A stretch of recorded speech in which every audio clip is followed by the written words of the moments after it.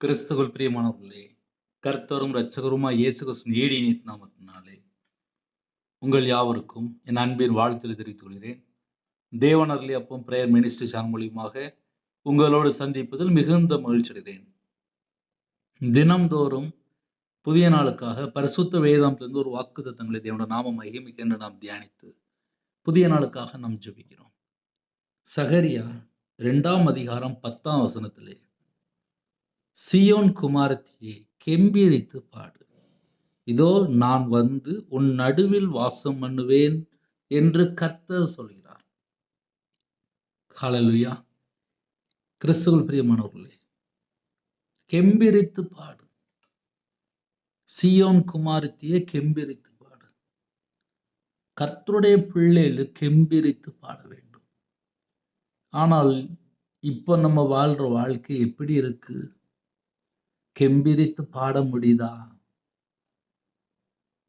ஒரு வசனத்தை நம்ம தியானிக்கும் போது நம்ம வாழ்க்கையில நம்ம கெம்பீரித்து பாட முடியுதா? நம்ம அப்படி இருக்கிறோமா? அதை நம்ம சற்று ஆராய்ந்து பார்க்கணும். அதை ஏன் நான் உங்களுக்கு காலையில் சொல்லித்தரேன் அப்படின்னா, நிறையருடைய வாழ்க்கையிலே குடும்பத்தில் உள்ள பிரச்சனை தான் அதிகமா இருக்கு. இல்ல வாழ்க்கையில் உள்ள பிரச்சனை, இல்ல கடன் பிரச்சனை, இல்லைன்னா ஒரு வியாதி. ஒரு குடும்பத்திலே சுத்தி சுத்தி பார்த்தா ஒரு 10 பிரச்சனை கடைசி வரையும் சொல்லிட்டே இருப்பாங்க. எப்போ? வாலிப வயசுல இருந்து கடைசி வரையும் எனக்கு இது பிரச்சனை, எனக்கு இது பிரச்சனை, இது பிரச்சனை.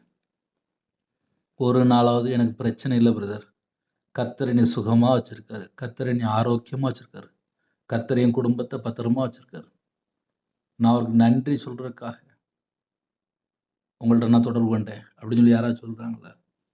சில குடும்பத்திலாம் பல பிரச்சனை கொண்டு வருவாங்க. கர்த்தருடைய பிள்ளைகள் நம்ம எந்த சூழ்நிலை இருக்கிறோம் தேவனுக்கு தெரியும். கெம்பீரித்து பாடு, இதோ நான் வந்து உன் நடுவில் வாசம் பண்ணுவேன். நம்ம இருதயத்துக்குள்ள அப்படி ஒரு சந்தோஷம் இருக்கணும்ல. அப்பந்தானே நம்ம கூட வந்து இருப்பாரு. எப்ப பார்த்தாலும் ஒரே பல்லவி. 10 வருஷம் முன்னாடி இப்படி நடந்துச்சு, 5 வருஷம் முன்னாடி இப்படி நடந்துச்சு, நான் இப்படி ஏமாந்துட்டேன், நான் இப்படி மோசம் போயிட்டேன், என்னை இப்படி ஏமாத்திட்டாங்க, என் வாழ்க்கை எல்லாமே போச்சு. எத்தனை வீட்டுல ஒரே பழைய கதைகள் தான். கிறிஸ்துவுக்குள் பிறந்தால் புது சிருஷ்டி, பழையவைகள் எல்லாம் ஒளிந்து போயின. கிறிஸ்துவுக்குள் வந்தாச்சுனாலே போதும், கெம்பீரித்து பாட முடியும். ஏன் தெரியுமா? நமக்கு நித்திய ஜீவன் தருவேன் என்பதை அவர் நமக்கு செய்த வாக்குத்தத்தம். ரட்சிப்பு விலையேற பெற்றது. இன்னைக்கு நிறைய குடும்பத்திலே என்னை அவங்க ஏமாத்திட்டாங்களே, என் குடும்பத்தில் இப்படி என்னை ஏமாத்திட்டாங்களே, என் வீட்டுக்குள்ள எனக்கு இப்படி பிரச்சனை.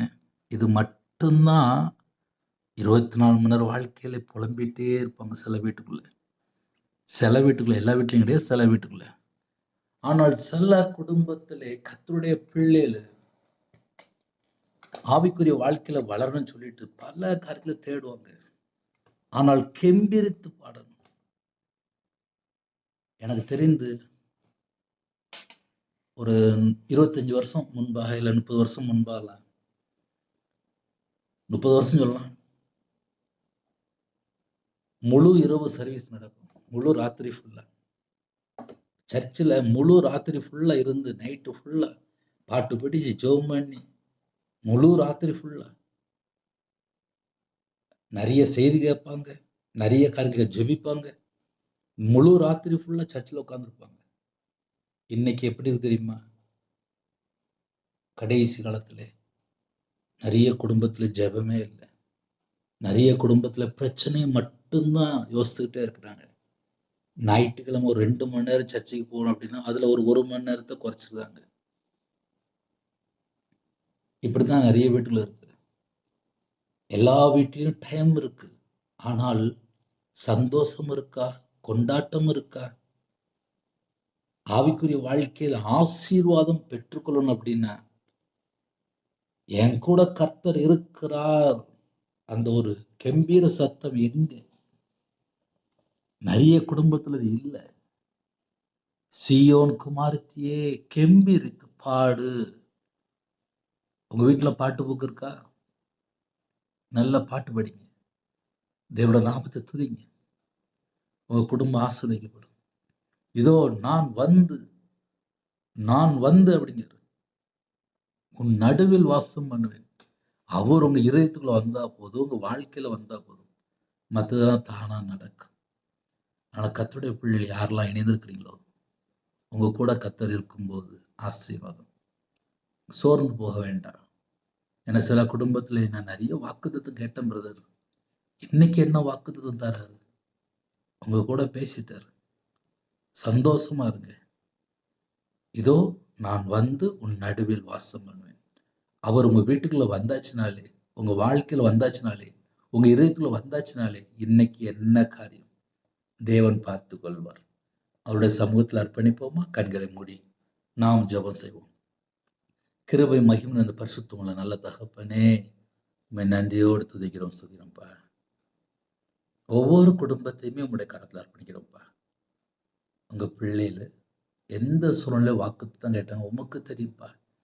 அவங்களை ஆசீர்வதிங்க. புதிய நாளுக்கான கிருபைக்கு 1000 மடங்கு உமக்கு நன்றி செலுத்துகிறோம்.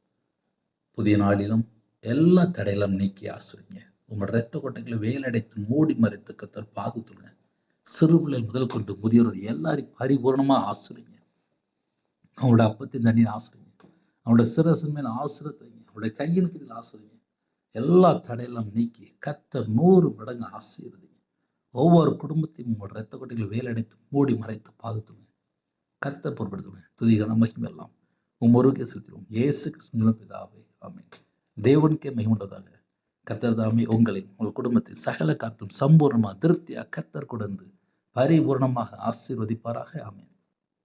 கர்த்தராய் இயேசு கிறிஸ்து கிருபையும் பிதாவாக இதோட அன்பும் பரிசுத்தமுடைய ஐக்கியமும் இப்பொழுதும் எப்பொழுதும் சதா காலங்களிலும் நம்ம அனைவரும் கொடுப்பதாக. ஆமென். கிறிஸ்துவ பிரியமான பிள்ளை 9363064181 நம்பர்கள் உண்டால் நாங்கள் உங்களுக்காக ஜெபிப்போம். நீங்களும் என்னுடைய ஊழியக்காக ஜெபித்து வருங்கள்.